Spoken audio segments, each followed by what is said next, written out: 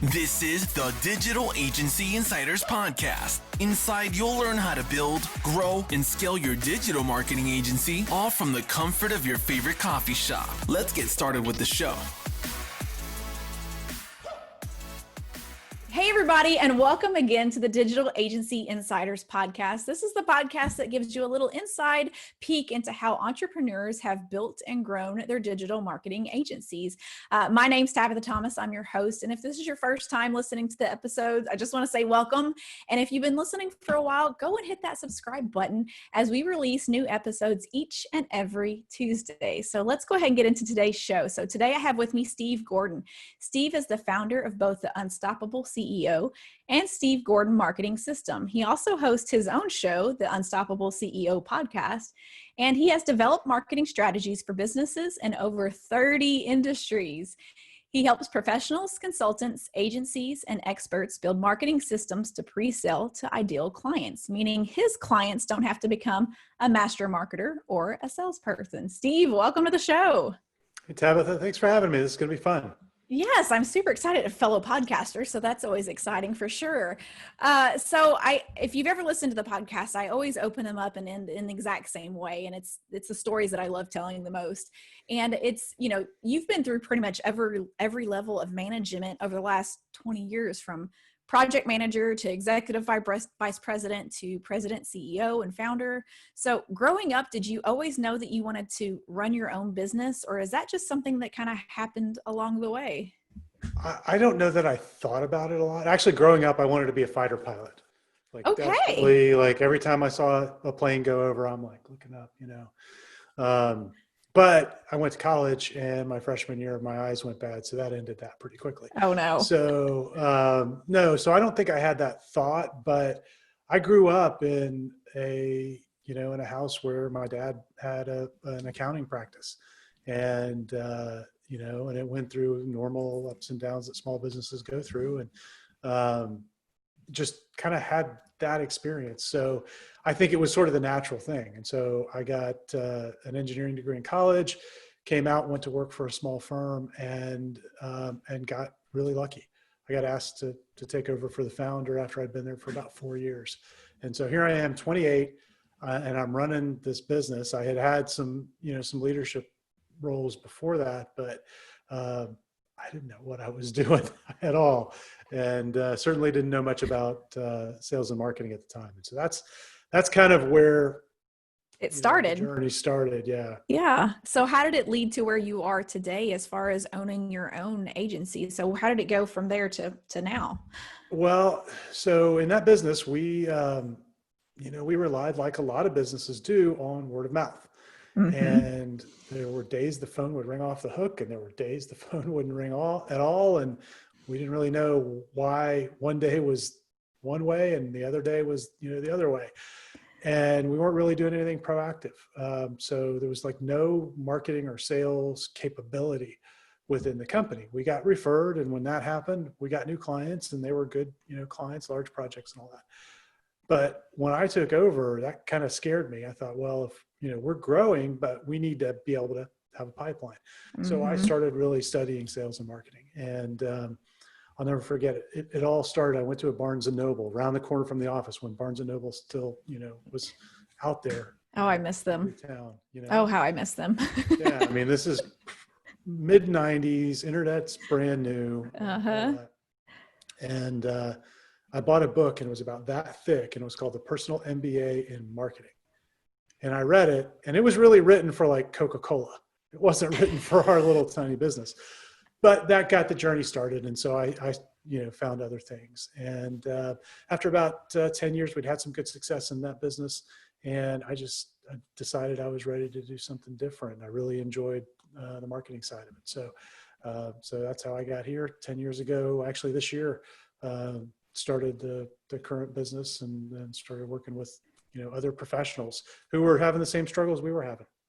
Yeah. So tell us a little bit about the agency and what it is that you guys do right now for your clients. What is it, the services that you provide? Yeah. So we've evolved over the years. So we started off doing straight consulting. We were just giving advice, come in, we'll give you the strategy, you go implement it, which is great in theory, except the vast majority of the businesses that you're going to end up working with don't have the capability to implement any of it. And the business owners don't want to become marketers. They want to be Yeah. they want to be an insurance agent or a CPA or whatever they are, right?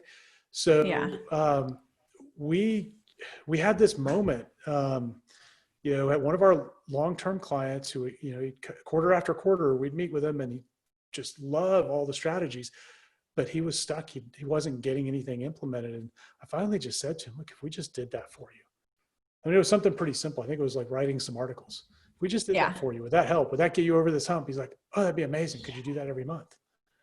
Yeah. And so all of a sudden we were now in the agency business. So, so it started there. And what we found was that for our clients who are all experts, and they all tend to have a long sales cycle, they're selling to other businesses, they need a way to demonstrate their expertise on a consistent basis and to stay in front of potential clients regularly, like once a week, every other week, something like that, and do it in a way that's not annoying and hold the attention of clients, because they don't know when. They know that person's going to become a client maybe sometime over the next 18 months to 2 years to 5 years, but they don't know when. So they got to stay in the game. And we tried all sorts of methods for that. What we've kind of ended up on that is working consistently is, believe it or not, a podcast. You have this experience. Great. Yep. Doing a podcast is easy, right? We get to show up. We're both smiling. We're both excited. This is fun. It's not like writing an article and publishing it where you're going in your cave and you're typing and you're staring at the blank screen. It's a social thing. So we just found that it was really easy for business owners to implement and got them really good results. And we're able to use it to build strategic relationships. And that really drove a lot of referrals for them. So that's what we do now. That's awesome. So is there a specific niche that you work within, or is it kind of just anybody and everybody? Yeah, we work specifically with, we call them expertise-based businesses. So these are service businesses. Probably the two biggest groups that we work with are other marketing agencies, believe it or not, who might be really good at getting a website ranked at SEO, but they aren't really necessarily set up, and skilled at how to nurture somebody through the long sales cycle. And so we come in there, and oftentimes they're just so busy with all the. I started to say that was about what I was my guess is that you're so busy working on everybody else that you don't have time to work on yourself. So so it's easy to bring us in to just handle it. And then the other group that we have a lot of success with are consultants, and usually consultants that have invested in getting certified in a particular methodology. So we work with some folks who are certified EOS, entrepreneurial operating system implementers, and value builder system, and folks who have done that sort of thing, and they're just looking now to build out their own platform. Gotcha. Okay. So the question that I get asked a lot for anybody that's starting a digital agency is, what did the first 6 months of owning your own business look like? And what hurdles did you have to overcome? So everybody loves talking about, 2 years down the road when it's successful, but nobody wants to talk about the ugly 6 months when you're first starting. So what were some of the hurdles you had to overcome then? Well, yeah. So it's really interesting, so I had this experience of running a consulting business in different industry, but still running a consulting business. And I thought, well, I got this, so I'm just going to go start this thing and I know what to do. Running a business that is existing and that has existing cash flow and growing that, very different than starting from a cold, start. So it was eye-opening. When I started this business in 2010, I leveraged my existing network. I'd had built a pretty good network, and that brought some clients fairly quickly. And I mean, we went old school. I sat in a coffee shop one day and wrote a report that was about 15 or 20 pages of, here are all the things that you need to do, to market successfully.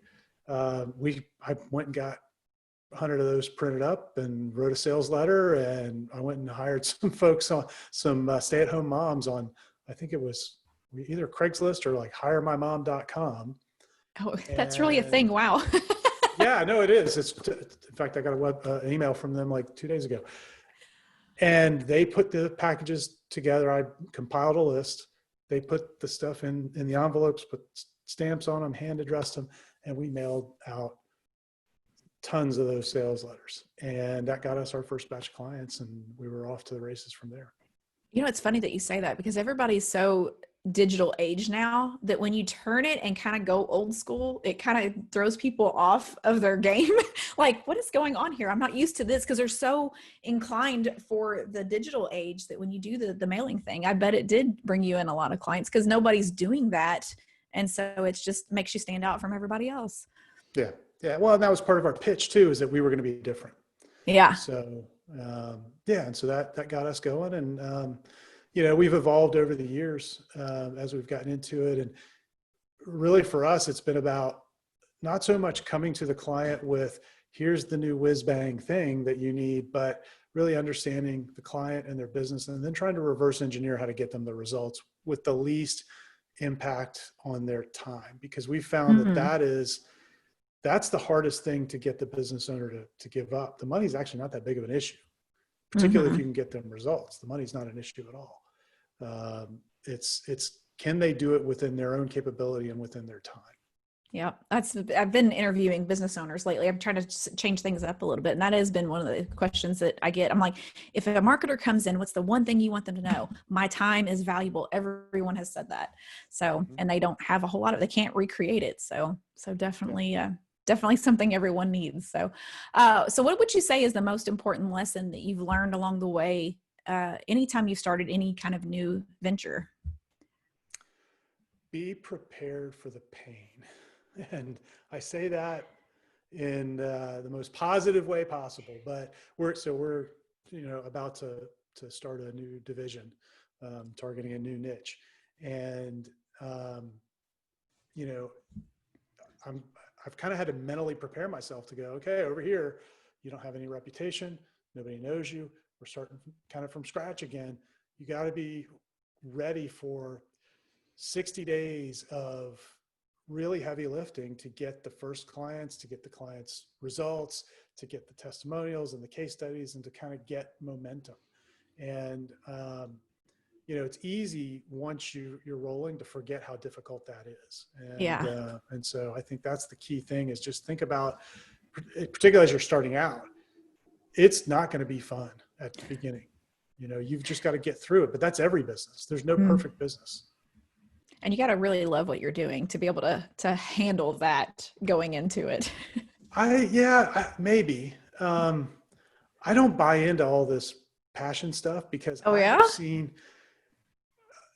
I'm passionate about growing a business, but I've done it now in two different industries. Both had their challenges, I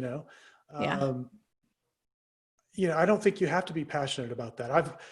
I've got friends who are in ugly businesses. I mean, one owns funeral homes, right? Oh, that's not fun. That's not it's not like you're the happiest place on earth, like Disney, right? I've got another guy who, is in the garbage business. This is not a passion business, but I'll tell you, they make a lot of money. And so I think you have to ask yourself, are you in it just because you want to wake up in the morning and say, hey, I'm passionate? Or, like for us, we're passionate, but we're passionate about the people we're helping. Yeah. We want to be a hero to those people. We just happen to solve this particular problem for them. That's just the avenue for getting there. I like it. I like it. So you talk about starting, from the ground up and getting clients. So is there any hurdles that you've had to overcome with not having, when you first started it, not having previous experience or anything to show those clients, like, this is what I'm actually capable of doing? No past things to show. Now, how did you overcome those? In the beginning, particularly because I was coming from this technical background, and now I'm, so a month and a half ago, they knew me from the Chamber of Commerce as this other business. And now I'm over here doing this. I had to lean on relationships and, just people that I knew who trusted me enough to know that I wasn't going to do anything to harm them, that I had their best interest at heart, and that no matter what, I was going to deliver. Yeah. And that got the ball rolling at first. It's really challenging when you don't have that that case study. Now this new division we're launching, we're going into an area where I don't have any relationships. And it's going to be interesting to see how that pans out. But we know we have a way to get results really quickly. We're just sort of taking something that we do from one industry to another. But, but those case studies and testimonials don't really translate. So we'll see how that goes. It's always a challenge to get the first one. Yes, so true. Well, you mentioned that you were in the Chamber of Commerce. So is that something that is important for your business, is joining the local chamber? No. No. I went cold turkey on that after about 2 years. Like, I haven't been to a Chamber of Commerce meeting in 8 years. Oh, wow. And now, are you still a member, or are you just not going?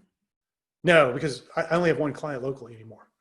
Oh, okay. And so, I mean, that's one of the advantages of beginning to narrow your focus is, you're probably going to narrow it to the point where there aren't enough clients locally to really serve, but you're going to increase your ability to deliver. So when we get a new client on, they're in one of these 2 or 3 little groups that we serve. We know how to win for those people. If we brought somebody in that was outside of one of those groups, now we've got to learn it all over again. So it's very hard for us to be profitable and be efficient as we do that.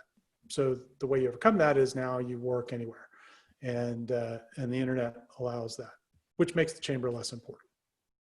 Yeah, that's true. Very true. But if you're local, I can see where it would be very, very beneficial. Oh, yeah, So if you could go back in time at any point and talk to yourself or warn yourself about anything about starting your business, is there anything that you would say besides, be prepared and be tough? Anything else that you would give yourself? Yeah, I would have niched more aggressively, more quickly. Okay. That makes everything easier. Yes. And I don't care how many times you beat that into somebody's head. Sometimes they still don't get it. Everybody's so convinced that if I go in that niche, I'm going to lose all of this. Not necessarily. No, it's funny because we go through that conversation with our clients a lot of the time. And I just tell them, look, just humor me. Okay. We're not going to niche your whole business, but for this bit of the marketing that we're going to do, we're only going to talk to these people. Right. And we're only going to speak in their language. So anybody else brings you money, you just take that money, you put it in the cash register, you go, have a great time with them.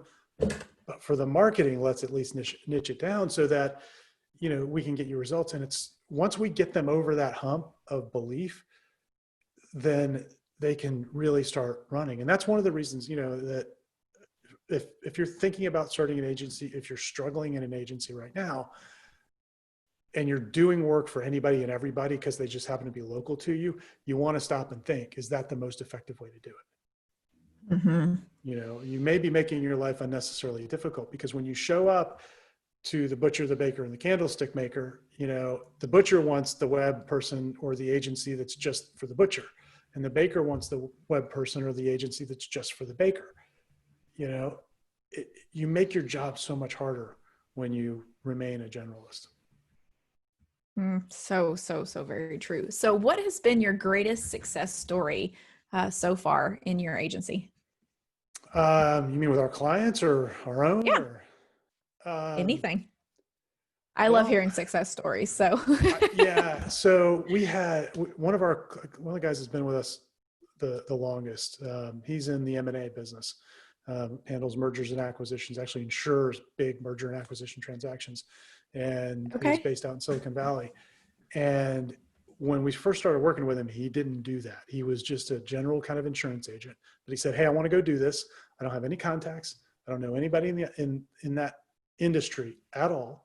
And it's kind of a closed industry. So we need to break into it.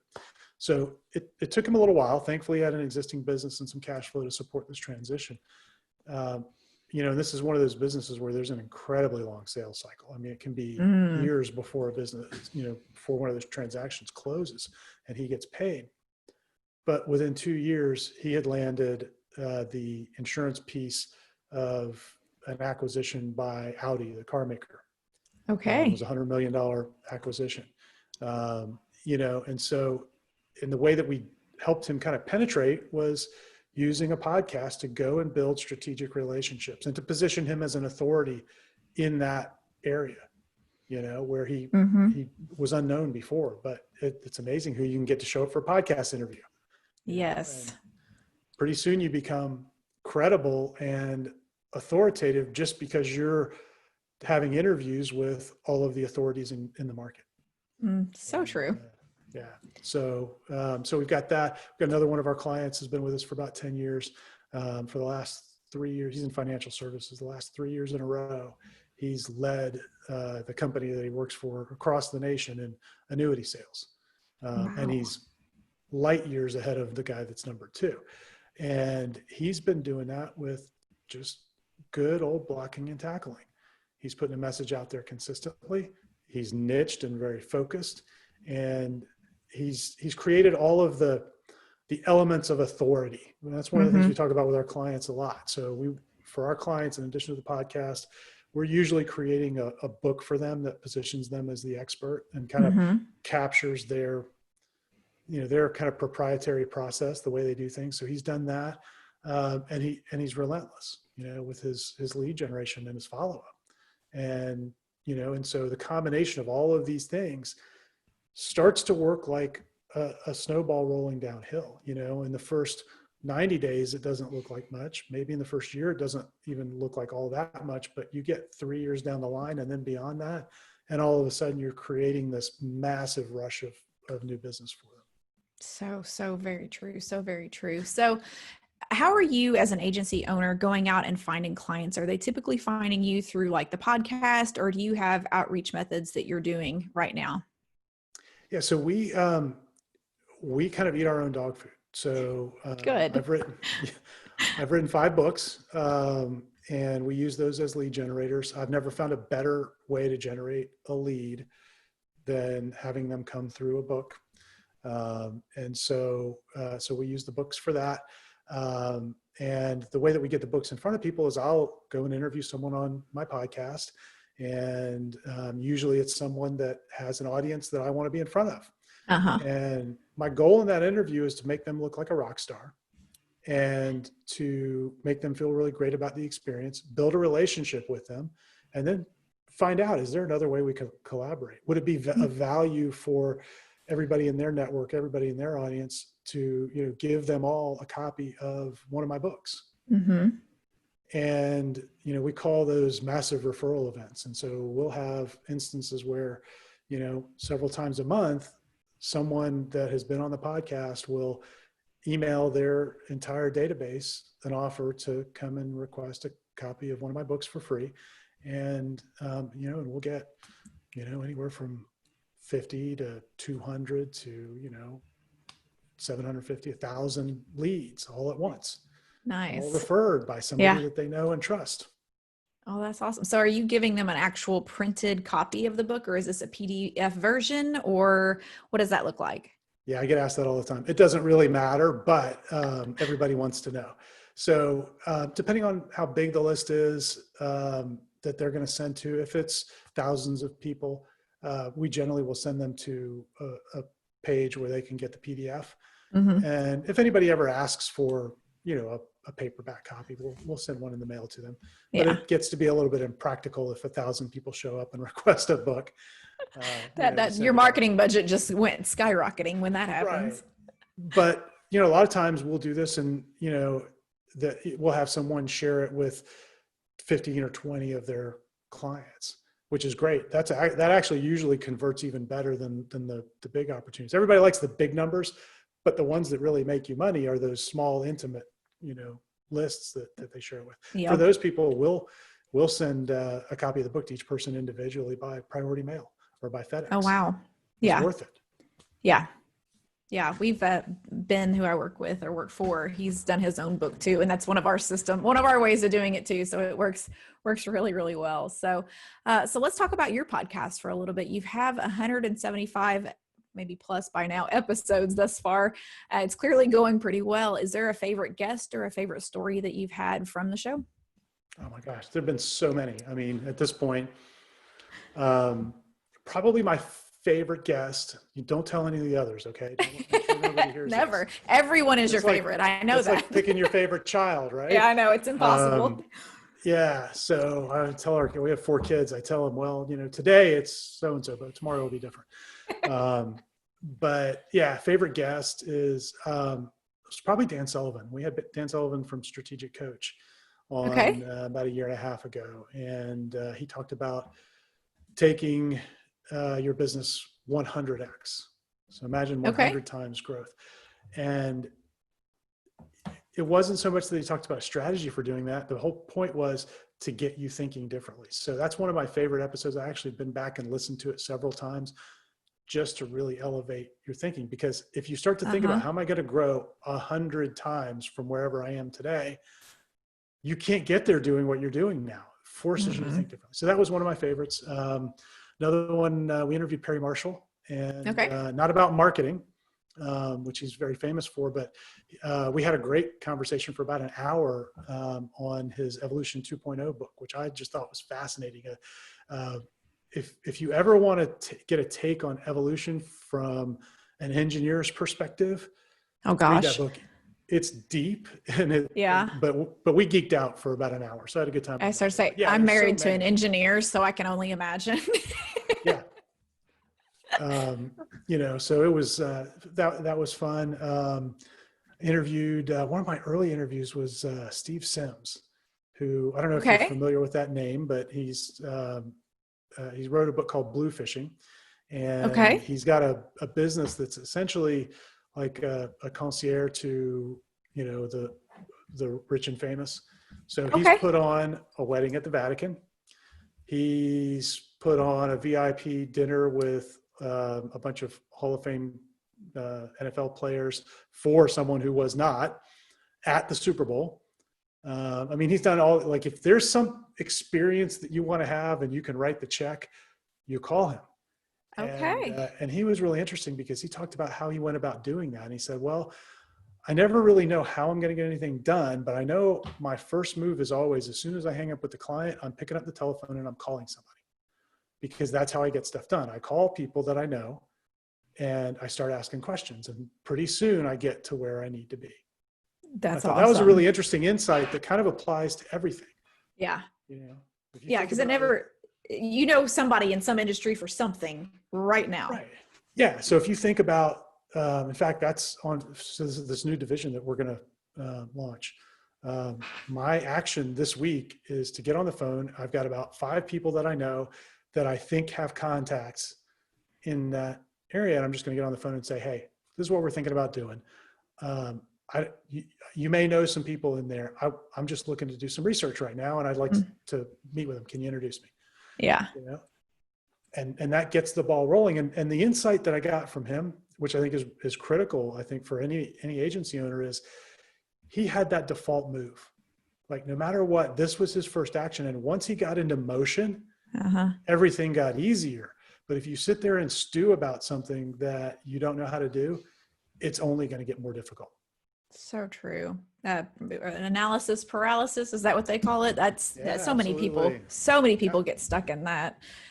I bet he would be I bet the stories he could tell would be amazing. So I bet that was a really good one. So what's we're talking about this new division of the company, but is there anything else on the horizon that you want to talk to us about? That's really, that's our, kind of part of our focus. We're really, still very much focused and dedicated on, on our core business, which is helping position agency owners and consultants and, people like that, and helping them, really create a systematic way to get clients. And so we're always refining that process down. Just recently I wrote a new book called Podcast Prospecting, which kind of lays out, it really is kind of the culmination of everything we've been doing over the last 10 years. And how much time do we have? I don't want to. As many as you want. I don't have another one. I don't want to take us too far down a rabbit hole, but I think this is useful for folks. So no, I definitely want to hear about it.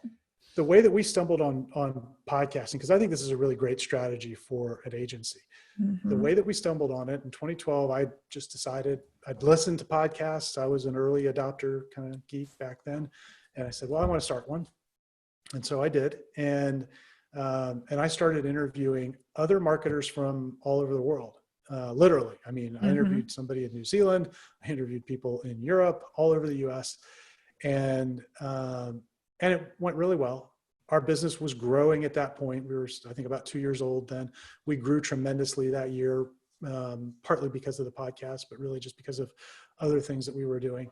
And so I stopped the podcast because I didn't have time anymore. So that would be the big question. Everybody's going to ask you, like, well, how do you have the time if you're so busy? Well, here's the deal. Like, don't do it yourself. It's not CEO work. Okay.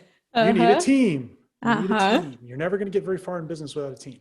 So you need a team to do it. That's why that first podcast died. I didn't have a team to do it. But I interviewed 52 people. We had a weekly podcast that ran for a year. And 2 years later, I wrote my first book, which is called Unstoppable Referrals. And I went back to those 52 people. And I'd maintained relationships with most of them. 15 of them agreed to share my book with everybody that was in their database or their audience. And I had no idea what to expect. I mean, we had a little tiny email list. When we released the book, it was maybe 1,000 people.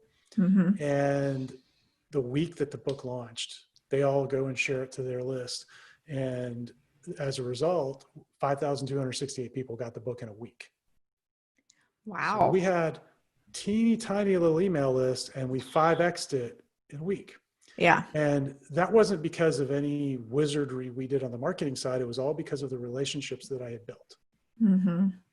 And that to me is the reason to use a podcast, because you begin to build this army of allies.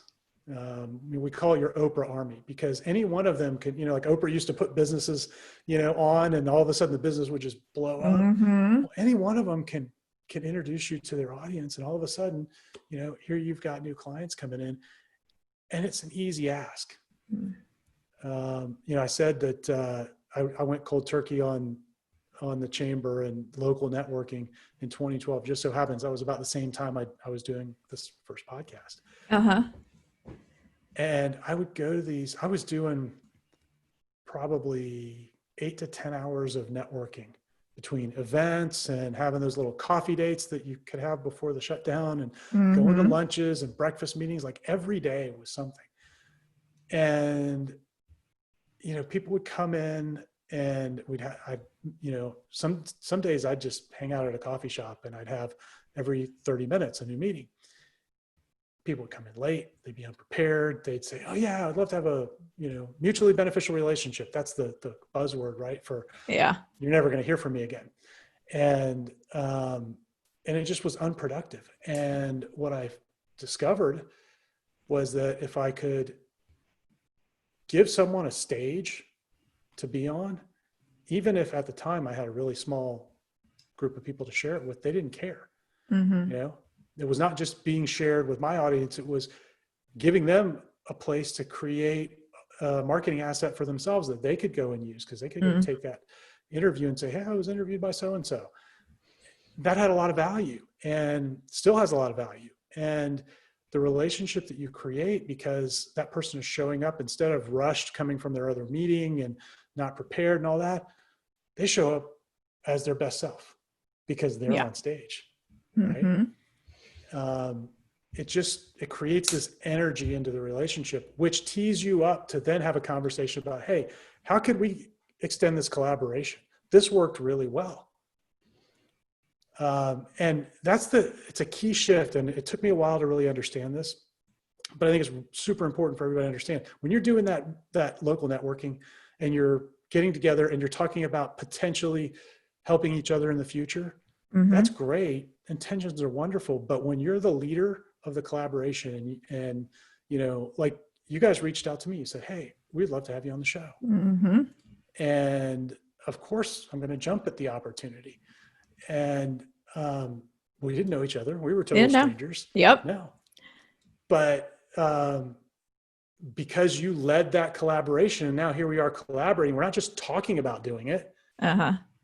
We've already experienced what it would be like to work together.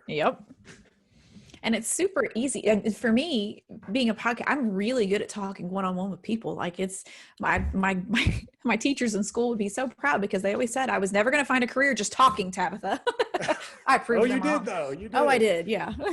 But it's so great and so easy to be able to talk one-on-one with somebody, but yet we're in front of a huge audience, but it doesn't feel that way because I'm not standing up on a stage in front of people. So it's a lot more personal because we can talk just like this, but yet our message is getting out to this huge audience without me turning into a nervous wreck in front of a huge audience. Yeah. Well, can we pull the curtain back for folks? Yes, please. Yeah.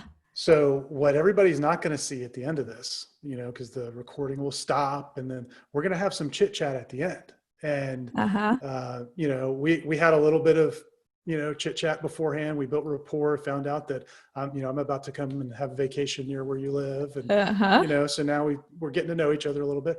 Well, at the end of this, I'm going to invite you onto our podcast because it's in my interest to do so. We're probably going to brainstorm some ways we might be able to help each other further because you seem like a good person. Hopefully you think I seem like a good person. Mm-hmm. We may come up with some ways to promote each other. Maybe it's, you guys sharing my book. Maybe it's me sharing your book with my audience. Maybe both. Yeah. I look at these as the beginning of really long-term relationships. And this month, as we record this, we're going into July 2020. So this month, I am doing my 7th collaboration with a partner that I interviewed on that very first podcast. And every year since then, we have cross-promoted each other. Nice. It's one of the most valuable relationships that I have. Mm-hmm. And he's, we've exchanged podcast interviews multiple times over the years. He's hosted webinars for me. I've hosted webinars for him. We've promoted each other's books because he's got multiple books now. And he's launching something new right at the end of July. We're going to promote that. I've got a new book. He's promoting that in a week or so. So you can build these relationships that pay such long-term dividends. And, then you're immune from having to try and figure out a Facebook ads funnel to a webinar, to an appointment, whatever high ticket thing people are trying to get you to do. Yeah. It's just so much easier and so much more direct, and you're not dependent upon, nameless, faceless companies, and nameless, faceless leads. Yeah. Well, if you were to boil marketing down to one word, I think it would be relationships. And that's where everything lies, is just in a relationship, which is my favorite thing, actually. So it makes it so much easier. When you build relationships, you don't have to sell anything. And that's what's so great about it. So so tell us a little bit about the book that you are releasing right now, and where can they find it? Yeah, so the book is called Podcast Prospecting, and I'd actually love to give a copy away to everybody that's listening. Okay. They can go to our website. If they go to unstoppableceo.net/insiders. So it's unstoppableceo.net/insiders. I like the name. You like that? Yeah. So there's a page there, and there'll be a picture of the book and a link where you can download it for free, and awesome. save you $10 off of what Amazon's going to charge you. And it describes our process and how we do it. We pretty much lay everything out in there. So. Well, that's awesome. That's awesome. Are you like me and you record all your podcasts in one day? Like I have one day of the week that is just specifically for podcasts. Yeah. I tend to do them on Fridays because it's just a great way to end the week. I usually get done about 3:00, and that's the end of my week. And that's a good idea. I do mine on Tuesdays, which is in the beginning. I should probably think about Fridays. That'd probably be easier. But then on Fridays, I have a 3-year-old running around the house, so maybe not so much. Ours are all a lot older than that, so it's a lot easier. But. She's our baby. She's our baby. So the way I love ending every podcast, and we talked about your book a little bit, but is there any other books or podcast or anything that you're reading right now that is helping you grow as a leader or as an entrepreneur? Yeah, I'd seen this book a year or so ago when it came out, and I was like, I'm not going to read that. And then heard somebody recommend it, and I went and got it and read it. It's The Infinite Game by Simon Sinek. Okay. And, he talks about a couple of different mindsets that you approach in business. And his whole premise is that business is really an infinite game. There's no ending point ever, really. Even when your business goes away and you leave the planet, the game is still being played. And has been played long before any of us got here. And so it requires a different approach. I think that's actually a really good thing to read right now, because we're in a situation where a lot of businesses are sitting there thinking, am I going to be in this, in 6 months or a year because of what's going on? And it really, it got me refocused on the fact that there's plenty of opportunity out there. It's moved, but there's plenty of opportunity. And my job is to keep playing the game. It doesn't matter what that looks like. As long as I continue to play the game, then I'm good. Yeah. Oh, that's awesome. And I like him. He's an incredibly smart human being. I love watching any of his videos. So, all right. Well, thank you so much for being on the podcast. I've enjoyed every minute getting to know you. And you guys, we'll see you next Tuesday. Yeah, Tabitha, thanks. All right. See you soon. You've been listening to the Digital Agency Insiders Podcast. For more tutorials on growing your digital marketing agency, make sure to visit digitalagencyinsiders.com.